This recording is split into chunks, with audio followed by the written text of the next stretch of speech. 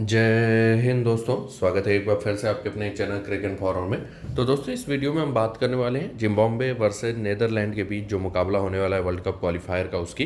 तो आइए देख लेते हैं क्या क्या इंपॉर्टेंट अपडेट्स हैं, कौन कौन से प्लेयर हमारे लिए इंपॉर्टेंट पिक्स रहेंगे। लेकिन उससे पहले दोस्तों, वीडियो को जल्दी से लाइक कर दीजिएगा। आप लोग का प्यार और समर्थन मिलता रहता है तो काफ़ी अच्छा लगता है। उसके अलावा जो भी नए यूजर्स हैं, चैनल को सब्सक्राइब करके बेल का आइकन जरूर प्रेस कर दीजिएगा, जिससे आपको टाइमली नोटिफिकेशंस मिलता रहे। और जो सबसे इंपॉर्टेंट बात है वो ये कि आपको हमारा फाइनल अपडेट, जो भी फाइनल टीम होगा, कुछ important GL rotation, most important final pitch report, ये सब आपको मिलेगा कहाँ? हमारे टेलीग्राम चैनल पर। इसलिए आपको हमारे टेलीग्राम चैनल से भी जाकर जल्दी से जुड़ जाना है। उसके लिए करना क्या है, जो सबसे बेस्ट मेथड है वो ये है कि नीचे जो पिंड कमेंट है, यानी फर्स्ट कमेंट, उस पर आपको टेलीग्राम का लिंक मिलेगा, उसे क्लिक कीजिए और चैनल को ज्वाइन कर लीजिए। नहीं तो जाइए टेलीग्राम ऐप पे, ये टेलीग्राम ऐप है। ऊपर टॉप में राइट साइड में आपको सर्च का ऑप्शन दिखेगा, वहाँ पे सर्च कीजिए @crick informer, CRICINFORMER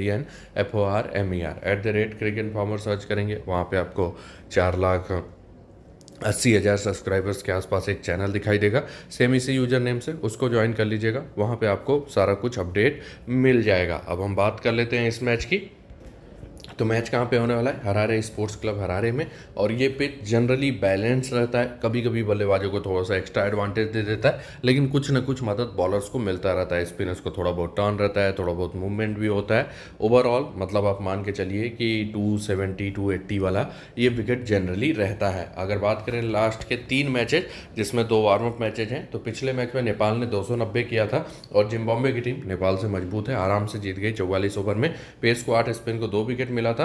फिर अगर पीछे जाएंगे, ओमान ने 267 किया था, नेपाल आराम से चेज कर गया 274 बना के। पेस को 10, स्पिन को 7 विकेट मिला था। वेस्ट इंडीज ने 264 किया, स्कॉटलैंड 173 बना के चेज कर गया, पेस को 10, स्पिन को 10 विकेट। तो यहाँ पे आप देखेंगे पेस और स्पिन पिछले मैच में थोड़ा अनएक्सपेक्टेड हो गया, स्पिनर को केवल 2 विकेट मिला, नहीं तो most of the time spinner भी यहाँ पे ठीक ठाक विकेट लेते हैं। ओवरऑल ये विकेट बैलेंस होता है। हेड टू हेड रिकॉर्ड की बात करें तो जिम्बाब्वे ने 3 जीते हैं, नेदरलैंड ने 3 जीते हैं। और देखिए, नेदरलैंड अपने फुल स्ट्रेंथ के साथ आती ना तो वाकई मुकाबला बराबरी वाला था, लेकिन नेदरलैंड के कई प्लेयर्स को अभी जो काउंटी सर्किट है, उन्होंने टीम मतलब काउंटी सर्किट की टीम्स ने नहीं अलाउ किया है, और इसीलिए नेदरलैंड काफ़ी कमज़ोर लग रहा है। तो ओवरऑल फेवरेट्स इस मैच में जिम्बाब्वे को ही होना चाहिए। लेकिन देखिए, नेदरलैंड के पास टैलेंटेड प्लेयर्स हैं। अभी उन्होंने वार्म अप मैच में आयरलैंड को हराया था, तो वो वैसा अचंभा कभी भी कर सकते हैं। बात करते हैं जिम्बाब्वे टीम के प्रीव्यू की। तो इस फॉर्मेट की एवरेज टीम है, लेकिन इस मैच में फेवरेट रहेगी। और अभी तक लास्ट के 3 मैच है, जिसमें 2 वार्म अप मैच हैं, सब आराम से इन्होंने जीते हुए। प्रोबेबल 11 की बात करें तो मुझे नहीं लगता कुछ खास चेंज करने वाली है टीम, सेम प्लेइंग 11 के साथ इनको जाना चाहिए। हालांकि टी चटारा का प्लेस थोड़ा सा डाउट में है, उनके जगह हो सकता है ब्रैड इवांस को टीम लेते आए। तो ये इनका प्रोबेबल 11 है। अब बात करते हैं कौन कितना ओवर करेगा। तो देखिए, वो ओवर बताना इनका ना बड़ा मुश्किल रहता है। रीजन इतने ज़्यादा इनके पास बॉलर्स हैं कि कब किसके ओवर बढ़ जाएंगे, किसके घट जाएंगे, वो आप बता ही नहीं सकते जल्दी। तो सबसे पहले देखिए, Blessing Muzarabani, Richard Ngarava, pace department में ये दोनों जो हैं वो लगभग कंफर्म 10 ओवर करते हैं। एक आध ओवर मान लीजिए कम, तो 9-10 ओवर इन दोनों से आप जरूर देखेंगे। स्पिन में जो है सिकंदर रजा, इनके मोस्ट ऑफ द टाइम अच्छे ओवर करते हैं। पिछले मैच में पिटाई हो गई तो ओवर्स कम हो गए, लेकिन मोस्ट ऑफ द टाइम उनके भी आप मान के चलिए 8 से 10 ओवर रहते हैं। और वेलिंगटन मसाकाजा का खेल ये है कि अगर उनकी पिटाई नहीं होती है तो वो पूरे भी कर जाते हैं, पिटाई हो गई तो वो 3-4 ओवर भी करते हैं। तो ये रिस्क उनके साथ रहता है। उसके अलावा टी चटारा, इनके आप 7-8 ओवर रख सकते हैं। और उसके अलावा ऊपर बढ़ेंगे तो सेन विलियम्स जो हैं, ये जनरली इधर भी 4-5 ओवर का स्पेल कर रहे हैं। वेस्ले मधवेरे से मैं बहुत ज़्यादा बॉलिंग की उम्मीद इस मैच में नहीं कर रहा हूँ। रीजन ज़्यादा लेफ्ट हैंडर्स सामने वाले टीम में नहीं है। रेयान बॉल से हालिया दिनों में ज़्यादा टीमों ने बॉलिंग करवाई नहीं है, तो लेकिन बॉल के भी 2-3 ओवर का स्पेल आप कभी भी देख सकते हैं। तो ऐसा इनका बॉलिंग ब्रेकअप रहता है, और उसी हिसाब से टीम मतलब जनरली यूज करती है। मतलब 3 गेंदबाज इनके मेन है जो ज़्यादा ओवर करते हैं, मुजरबानी, नगारवा, और उसके अलावा आप सिकंदर रजा को मान सकते हैं। वेलिंगटन मसाकाजा भी कभी कभी अच्छा कर जाते हैं। वहीं चटारा की पिटाई नहीं हुई तो 7-8 ओवर का स्पेल उनका भी देख सकते हैं। तो ये ध्यान देना, डेथ ओवर ब्लेसिंग मुजरबानी और रिचर्ड नगारवा को करना चाहिए। अब चलते हैं टीम कंपोजिशन की तरफ, तो वो स्क्रीन पे है। स्टार्ट करते हैं। सबसे पहले आते हैं क्रेग इरविन, जो कि बहुत ही शानदार बल्लेबाज हैं और धीरे धीरे मतलब इधर बीच में 1-1.5 साल उतना अच्छा चले नहीं, लेकिन धीरे धीरे फॉर्म में आ चुके हैं। पाकिस्तान साइंस के अगेंस्ट 161 195 का नॉक खेला, फिर विकेट, पिछले मैच में 121 रन बना दिए, बहुत ही ज़बरदस्त बल्लेबाज, मस्ट हैव पिक। एक आग जीएल में कैप्टन भी कर लीजिएगा। हेड टू हेड भी अच्छा है, 38 का एवरेज है। फिर आते हैं जे जुम्बी, अभी इनका कैसा परफॉर्मेंस रहेगा इस लेवल पे पता नहीं, क्योंकि अभी एक ही मैच खेला है अभी तक। जो बाकी लिस्टे का भी मैचेस देखेंगे ना तो उतना अच्छा रिकॉर्ड नहीं है, आराम से छोड़ सकते हैं। फिर आते हैं वेस्ले माधवीरे, जो कि टैलेंटेड बल्लेबाज है, हालांकि कंसिस्टेंसी उतना ज़्यादा नहीं है, लेकिन फिर भी 25-30 रन बना देते हैं, कभी कभी और भी ज़्यादा टिकते हैं तो रन बनाते हैं। और उसके अलावा ये 2-3 ओवर बॉलिंग भी कर जाते हैं, लक अच्छा रहा तो विकेट भी लेके जाएंगे। तो ओवरऑल एक अच्छे पिक रहेंगे। इस टीम के अगेंस्ट रिकॉर्ड अच्छा है, 3 मुकाबले में 4 विकेट, और हेड टू हेड देखेंगे बैटिंग में तो 36.7 का इनका एवरेज है। फिर आते हैं सेन विलियम, जो कि बहुत ही ज़बरदस्त ऑलराउंडर हैं, हालांकि हालिया दिनों में थोड़ा इनके बॉलिंग के ओवर्स कम हुए हैं, पहले ये 7-8 ओवर 10 ओवर भी कर जाते थे, इधर बीच इनका अगर आप देखेंगे ना तो ऑन एवरेज 4-5 ओवर ही हो रहे हैं, लेकिन बल्लेबाज भी शानदार हैं। पिछले मैच में इन्होंने भी सेंचुरी लगाया था। मस्ट हैव पिक रहेंगे, कैप्टनसी के ठीक ठाक ऑप्शंस में ये भी रहेंगे, आराम से आप ट्राई कर सकते हैं। हेड टू हेड भी लाजवाब है, 4 मुकाबलों में 9 विकेट लिया है, 35 के आसपास एवरेज है, वेन्यू पे भी रिकॉर्ड अच्छा है। फिर आते हैं सिकंदर रजा, इनके टीम के सबसे इंपॉर्टेंट प्लेयर, तगड़े हिटर, आईपीएल भी खेल चुके हैं, प्लस विकेट टेकिंग नेचर के गेंदबाज। पिछले मैच में पिटाई हो गया तो पूरे ओवर नहीं किए, नहीं तो मोस्ट ऑफ द टाइम ये 8 से 10 ओवर करते हैं। इवन टीम इनका कई बार खासकर जैसा सेकेंड बॉलिंग हो ना तो डेथ में भी यूज करा देती है टीम, और प्लस इनके मोस्ट इनफॉर्म बल्लेबाज हैं, तो ये ध्यान दीजिएगा। मस्ट हैव पिक रहेंगे, कैप्टनसी के सबसे सेफ ऑप्शन रहेंगे। पिछले मैच में भले इनका बैटिंग नहीं आया, लेकिन हमेशा ऐसा नहीं होगा कि इनका बैटिंग ना आए, इनको जरूर ट्राई कीजिए। इवन आराम से कैप्टन भी बना कर सकते हैं, खासकर फर्स्ट बैटिंग आए तो ये तो कंफर्म रहेगा कि इनकी बैटिंग आनी है, उस केस में कैप्टन जरूर बनाइएगा। आगे बढ़ते हैं, रेयान बॉल आते हैं, प्लेयर बहुत ही शानदार है, लेकिन नाइंसाफी भी इनके साथ उतनी ही शानदार करती है टीम। मतलब ये बॉलिंग करते हैं ना तो कई बार लगता है कि इनके कई मेन बॉलर से भी अच्छी गेंदबाजी करते हैं, लेकिन टीम पता नहीं क्यों इनको बॉलिंग ही नहीं देती है। और प्लस बैटिंग भी अच्छी करते हैं, लेकिन बैटिंग में इतना नीचे भेज दिया जाता है कि ये उतना ज़्यादा अपने आप को प्रूव ही ना कर पाए, आराम से छोड़ सकते हैं। हाँ, कभी कभी ये बॉलिंग भी कर जाते हैं, रन भी बना देते हैं, तो जीएल में जरूर ट्राई कर लीजिएगा। फिर आते हैं क्लाइव वैन डेंडे, जिन्होंने अभी लास्ट सीरीज जो हुआ था इस टीम के अगेंस्ट, अभी ज़्यादा दिन पहले, मतलब बहुत ज़्यादा पहले नहीं हुआ था, विद इन 4-5 महीने के बीच में ही है, और उसमें इन्होंने बहुत ही शानदार परफॉर्म किया था, और हेड टू हेड इसीलिए आपको काफ़ी अच्छा दिखाई देगा। 2 मुकाबलों में 126 रन बना चुके हैं इस टीम के अगेंस्ट। बल्लेबाज अच्छे हैं, टेक्निकल हैं, लेकिन ज़्यादा बैटिंग नहीं आती है, आराम से छोड़ सकते हैं। फिर आते हैं वेलिंगटन मासाकाजा, बहुत ही कंफ्यूजिंग प्लेयर इनके टीम के। कंफ्यूजिंग इसलिए क्योंकि कई बार इनके ओवर्स कट जाते हैं, क्योंकि इनके पास अच्छे खासे स्पिनर्स हैं, और अगर पिटाई हो गया ना तो ओवर्स कट जाते हैं। और हालांकि सामने वाली टीम का बैटिंग बहुत ज़्यादा मजबूत नहीं है, तो मैं मान के चल रहा हूँ 8 से 10 ओवर इनको करना चाहिए, और अगर ये 8 से 10 ओवर करते हैं ना तो 1 या 2 विकेट इनको मिलते रहते हैं। तो ओवरऑल एक डिसेंट ऑप्शन आपके टीम में रहेंगे, ना ज़्यादा अच्छे ना ज़्यादा खराब, आप ट्राई कर सकते हैं। हेड टू हेड बहुत अच्छा नहीं है, और आप देख सकते हैं हेड टू हेड में 2 मुकाबलों में 13 ओवर किया, और ये वही केस है, पिटाई हो जाता है ना तो ओवर्स इनके कभी भी कट जाते हैं, और अगर पिटाई नहीं हुआ तो ये अच्छा खासा ओवर करते हैं, और 10 ओवर जब करते हैं ना तो इनको 1 या 2 विकेट मिलता है, जैसे पिछले मैच में आपने देखा होगा। तो ये रिस्क इनके साथ रहता है। ओवरऑल एक ऐसे प्लेयर हैं जिन पे आप रिस्क ले सकते हैं। फिर आते हैं रिचर्ड नगारवा, पिछले मैच में भी मैंने बोला था कि ये बहुत ही अंडररेटेड प्लेयर हैं, मोस्ट ऑफ द टाइम बढ़िया विकेट लेते हैं, और बेहतरीन गेंदबाज है, लाइन लेंथ है इनके पास, हाइट है, उसके कारण शॉर्ट पिच बॉलिंग अच्छा करते हैं, मूवमेंट भी हासिल कर लेते हैं, बहुत ही शानदार गेंदबाज हैं। ओवरऑल एक बढ़िया पिक होंगे, फर्स्ट बॉलिंग में डेथ कंफर्म करते हैं, वहाँ पे और ज़्यादा विकेट लेने के चांसेज रहते हैं। 4 विकेट लेके गए थे, इन्हीं के कारण हमने अल्ट्रा क्लीन स्वीप किया था पिछले मैच में, बहुत ही शानदार पिक रहेंगे। फिर आते हैं टी चटारा, जो कि ठीक ठाक गेंदबाज हैं, हालांकि थोड़ा सा इनके साथ ना फ्लैशेज में परफॉर्मेंस आता है, 1-2 मैच अच्छा करते हैं, फिर बीच में फ्लॉप रहते हैं, मतलब कोई परफॉर्मेंस का कंसिस्टेंसी इनका नहीं रहता, स्विंग गेंदबाजी के लिए ज़्यादा जाने जाते हैं। ओवरऑल फिर भी आप रिस्क ले सकते हैं, खासकर फर्स्ट बॉलिंग में, अगर वहाँ पे कभी कभी क्या होता है ना कि इनके पेसर में किसी की पिटाई हो गई तो कभी कभी डेथ में भी चले जाते हैं, तो फर्स्ट बॉलिंग के केस में एक ठीक ठाक पिक हो सकते हैं,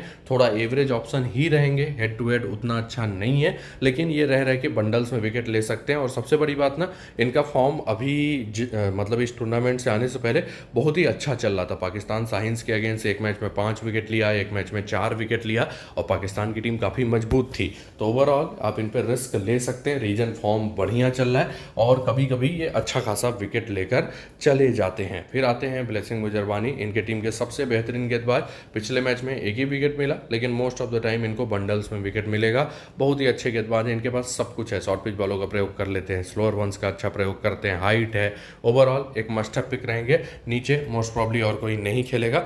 आगे बढ़ते हैं, बात करते हैं नीदरलैंड टीम के प्रीव्यू की। तो नीदरलैंड के पास देखिए कई टैलेंटेड प्लेयर हैं और कभी भी वो किसी को मात दे सकते हैं, लेकिन फिलहाल वो कमज़ोर नज़र आ रहे हैं। रीजन जिनके टीम के पास कोलिन अकरमैन नहीं है, फ्रेड क्लासिन नहीं है, सेन स्नेटर नहीं है, उसके अलावा रिलो फॉन्डर मरवे नहीं है, मतलब अच्छा खासा टीम का पोटेंशियल ही वहीं पे कम हो जाता है। तो इसीलिए टीम को बहुत मेहनत करना पड़ेगा जीतने के लिए। बात करते हैं इनके प्रोबेबल 11 के एक्सपेक्टेड बैटिंग ऑर्डर में, तो ये इनका प्रोबेबल 11 है। हालांकि मैं अभी बास डी लीड को लेके श्योर नहीं हूँ, क्योंकि इनको वार्म अप मैच में नहीं खेले थे, ये उस समय काउंटी क्रिकेट खेल रहे थे।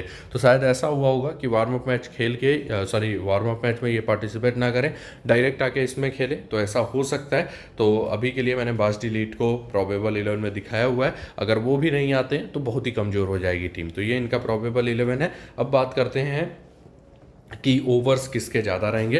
तो देखिए लोगान वन भी ये कंफर्म है, लगभग अच्छे खासे ओवर करें। स्पिनर में सारिज अहमद का आजकल अच्छा खासा टीम उपयोग करती है। बास डी लीड अगर खेलते हैं तो इनके भी आप मान के चलिए 8 से 10 ओवर, क्योंकि अब काउंटी भी खेलते हैं तो इनका एक्सपीरियंस बढ़ रहा है और बीच में टीम ने अच्छा खासा इनको बॉलिंग दिया था। तो ओवरऑल देखिए जो इनके 5 मेन बॉलर हैं, B Kingma, Aryan Dutt, Logan van Beek, Shariz Ahmad और Bas de Leede. Fifth bowling option में अगर आप देखें, छठे बॉलिंग ऑप्शन में इनके पास साकिब जुल्फिकर हैं जो 2-3 ओवर का स्पेल कभी कर देते हैं। विक्रमजीत सिंह है जिनका वार्म अप मैच में अच्छा खासा उपयोग किया गया था, तो ये ध्यान देना। डेथ ओवर की बात करें, लोगान वन भी कंफर्म है लगभग।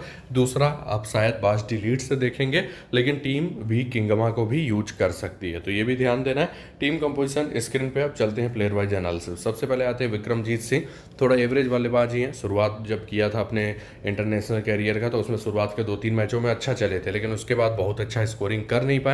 हाँ, ये बॉलिंग बैकअप दे देते हैं और उसी कारण कभी कभार ठीक ठाक पॉइंट दे सकते हैं, लेकिन अगर बॉलिंग नहीं किए या विकेट नहीं मिला तो फिर बहुत ज़्यादा पॉइंट नहीं देंगे, तो उतने अच्छे ऑप्शन नहीं रहेंगे। एक आध जीएल में रिस्क ले लीजिएगा कि बॉलिंग अगर करके एक आध विकेट ले लेते हैं मान लीजिए, क्योंकि बॉलिंग उतना अच्छा नहीं है, कई बार पिटने के चक्कर में बल्लेबाज फंस जाते हैं, तो विकेट में ले लेते हैं तो जीएल में आपको कम से कम कुछ एडवांटेज दे दें। वार्म अप मैच में 2 मैचों में बॉलिंग किया, दोनों में एक एक विकेट मिला, बल्ले से सुपर फ्लॉप रहे। फिर आते हैं मैक्सो डाउट, इनके टीम के सबसे कंसिस्टेंट बल्लेबाज और कह सकते हैं सबसे इनफॉर्म बल्लेबाज रहते हैं। हेड टू हेड बहुत ही तगड़ा, 71 का एवरेज है, वेन्यू पे भी रिकॉर्ड मस्त है, मस्ट हैव पिक रहेंगे, जरूर ट्राई कीजिए। फिर आते हैं वेस्ले बैरेसी, जो कि आज से 3-4 साल पहले, क्या मतलब 5-6 साल पहले जाएंगे ना, तो टीम के सबसे मेन बल्लेबाजों में हुआ करते थे, लेकिन उसके बाद फॉर्म ऐसा खराब हुआ कि ड्रॉप किया गया। हालांकि फिर आए हैं, लेकिन उतना कुछ खास अब नहीं कर पा रहे हैं। इधर भी जाके जितने मैचेस खेले उसमें जनरली बल्ले से फ्लॉप रहे हैं। पिछले वार्म अप मैच में अच्छा स्कोर किया था, लेकिन मैं आपको यही बोलूँगा बड़े लेवल पे वैसा कंसिस्टेंसी नहीं दिखाई दे रहा है, तो उतने अच्छे पिक नहीं रहेंगे। फिर आते हैं बास डी लीड, इनके टीम के इस समय के सबसे मेन ऑलराउंडर, रन भी बना लेते हैं, विकेट भी ले लेते हैं। वो आप एवरेज ज़्यादा मत देखिएगा। रीजन पास्ट में शुरुआत में मतलब उतना अच्छा इनका रिकॉर्ड नहीं था, लेकिन लास्ट 1 सालों में इनके परफॉर्मेंस में बहुत ज़्यादा इंप्रूवमेंट हुआ है। मजबूत टीमों के अगेंस्ट रन बनाए हैं, न्यूजीलैंड के अगेंस्ट भी अच्छा स्कोर किया है, प्लस विकेट टेकिंग नेचर के गेंदबाज हैं, कटर्स का उपयोग कर लेते हैं, डेथ में भी गेंदबाजी कर जाते हैं, तो मस्ट हैव पिक। आप चाहें तो कैप्टन भी इनको कर सकते हैं, क्योंकि ओवर्स अच्छा खासा मिलेगा। फिर आते हैं तेजा निदामानुरो, जिनका परफॉर्मेंस हालिया दिनों में बहुत ही अच्छा रहा है, खासकर अभी साउथ अफ्रीका के अगेंस्ट एक अच्छा नॉक खेला था, प्लस इसी टीम के अगेंस्ट जो लास्ट सीरीज हुआ था उसमें लगातार इन्होंने स्कोरिंग किया था, और जिसके कारण हेड टू हेड वेन्यू देखिए दोनों सेम मिलेगा, क्योंकि इसी ग्राउंड पे मैचेज हुए थे। 64 का एवरेज था, एक बेहतरीन ट्रम्प कार्ड पिक हो सकते हैं। बस वही है कि कंसिस्टेंसी इनकी भी उतनी ज़्यादा नहीं रहती, लेकिन ये 30-40 रह के बनाते रहते हैं और टैलेंटेड प्लेयर हैं और अब ऊपर आ रहे हैं, तो इसलिए एक आध जीएल में जरूर रिस्क ले लीजिएगा, और रिस्क टेकर्स जो हैं वो स्मॉल लीग में भी रिस्क ले सकते हैं। फिर आते हैं स्कॉट एडवर्ड्स, इनके मतलब विकेट कीपर कैटेगरी में सबसे टैलेंटेड बल्लेबाज यही हैं, लगातार स्कोरिंग भी कर जाते हैं, तो इन्हीं के साथ जाइए, अच्छे पिक रहेंगे। फिर आते हैं साकिब जुल्फिकर, ठीक ठाक ऑलराउंडर हैं, लेकिन न ज़्यादा बॉलिंग मिलता है और बैटिंग में बहुत ज़्यादा कंसिस्टेंट नहीं रहते, आराम से छोड़ सकते हैं। फिर आते हैं सारिज अहमद, इस टीम के अगेंस्ट अभी लास्ट सीरीज में बहुत ज़्यादा प्रभावित किया था, और सबसे बड़ी बात इनकी बॉलों को जो सामने वाली टीम है वो उतना समझ नहीं पा रही थी अभी लास्ट सीरीज में वो, प्लस ये बैटिंग बैकअप भी देते हैं, मतलब एक आध विकेट का पॉइंट अपने बैटिंग से भी देने का मादा रखते हैं। मतलब एक अच्छे ट्रम्प कार्ड पिक आपके लिए हो सकते हैं। अभी लास्ट वार ऑफ मैच में 30 रन बनाए, 2 विकेट भी लिया और एक या 2 विकेट इनको मिलते रहते हैं। तो ओवरऑल एक अच्छे पिक आपके टीम में रहेंगे स्मॉल लीग में। थोड़ा सा बैटिंग बैकअप और उसके अलावा बॉलिंग में लगभग 10 ओवर मिलते हैं। और अभी इसी ग्राउंड पे परेशान किया था इसी ओपोनेंट को लास्ट सीरीज में, तो एक अच्छे पिक आपकी टीम में हो सकते हैं। हेड टू हेड देखिए 17.3 का एवरेज है और 3 मुकाबलों में 8 विकेट ले चुके हैं इसी टीम के अगेंस्ट। फिर आते हैं लोगान वन बिग, जो कि इस समय कह सकते हैं 2 देशों से कैरियर बना रहे हैं। एक तो इधर खेलते हैं, दूसरा न्यूजीलैंड ए से भी अब लगातार फीचर करते हैं। अच्छे गेंदबाज हैं, इनके पास मूवमेंट है, उसके अलावा कटर्स का प्रयोग कर लेते हैं और विकेट टेकिंग नेचर के बॉलर हैं, प्लस ये आपको बल्ले से भी बैकअप दे देते हैं। ओवरऑल एक अच्छे पिक रहेंगे। खासकर फर्स्ट बॉलिंग आए तो जरूर ट्राई कीजिए, क्योंकि वहां पे डेथ में भी गेंदबाजी कर जाते हैं। आगे बढ़ते हैं, फिर आते हैं आर्यन दत्त, जो कि एवरेज थोड़ा सा मतलब कि ऑलराउंडर हैं। ऑलराउंडर मैं इसलिए बोल रहा हूँ क्योंकि डोमेस्टिक क्रिकेट में ये जब खेलते हैं नीदरलैंड के डोमेस्टिक सर्किट में, तो वहाँ पे ओपन भी कर लिया करते हैं। ओवरऑल कभी कभार ज़्यादा विकेट मिलता है, आराम से छोड़ सकते हैं। फिर आते हैं भी किंगमा, जो कि थोड़ा विकेट टेकिंग नेचर के गेंदबाज हैं,